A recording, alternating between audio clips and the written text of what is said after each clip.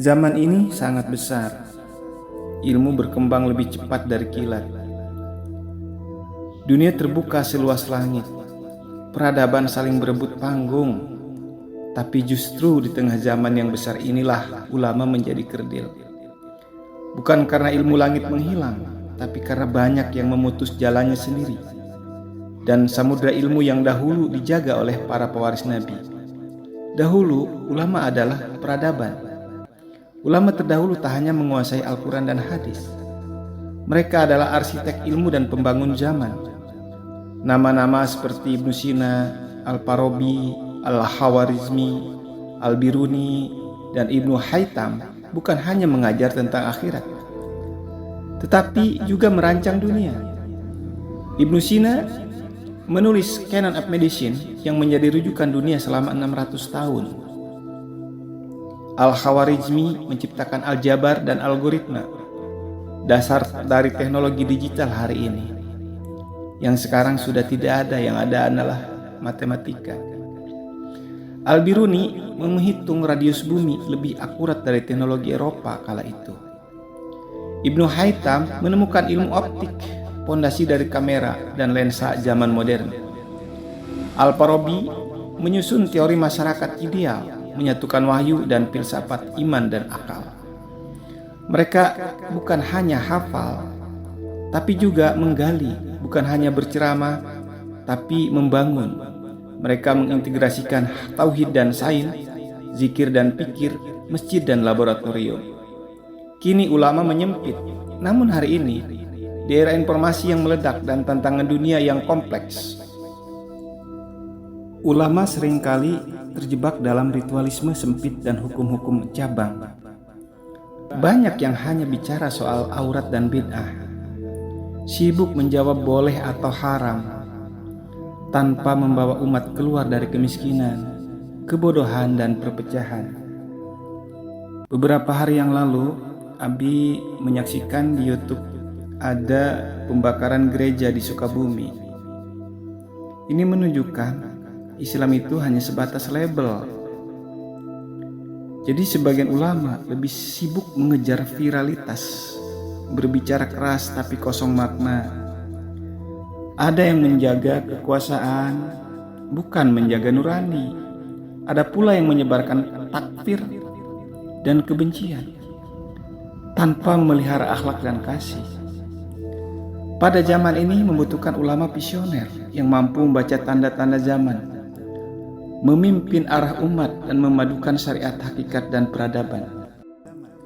Nabi bersabda bahwa ulama adalah pewaris para nabi.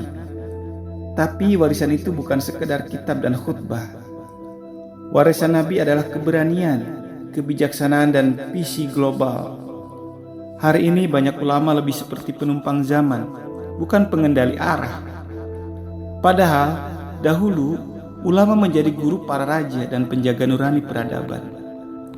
Kita rindu lahirnya kembali ulama-ulama seperti Al-Ghazali yang bisa menjahit antara fikih dan tasawuf.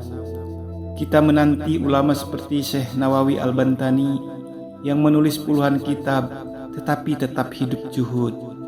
Kita butuh ulama seperti Buya Hamka yang bisa berdialog dengan dunia tanpa kehilangan keimanan.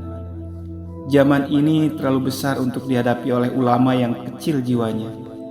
Dunia butuh ulama yang kembali bersujud di tengah laboratorium dan bertafakur di antara kitab dan mikroskop, agar umat ini tidak terus disesatkan oleh retorika tanpa ilmu dan agama tanpa nur.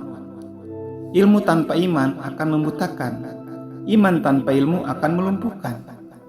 Tapi keduanya bersatu dalam diri para ulama sejati, para pewaris Nabi yang membangun dunia untuk menyongsong akhirat. Sekarang muncul namanya ulama tahlilan, bukan ulama peradaban.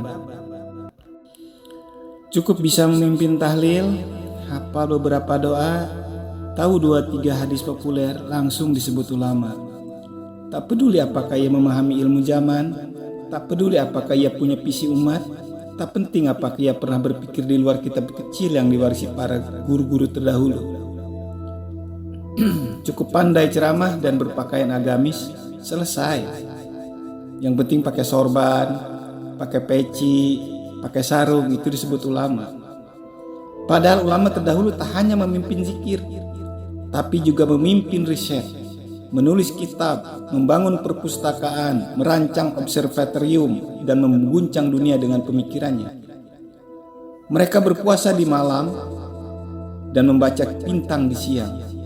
Mereka mengaji langit dan bumi dengan zikir dan pikir yang seimbang. Sekarang, ulama cukup tahu batas aurat dan cara talqin. Itu sudah cukup untuk diundang ke podium, dipoto, diberi gelar.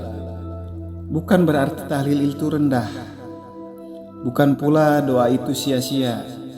Tapi ilmu itu luas dan ulama seharusnya menjadi pelita zaman, bukan hanya pengiring liang lahat.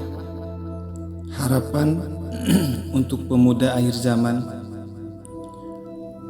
tuluslah dalam iman, luas dalam ilmu, belajarlah Al-Quran, pahami zaman, jangan sempit, jangan fanatik buta.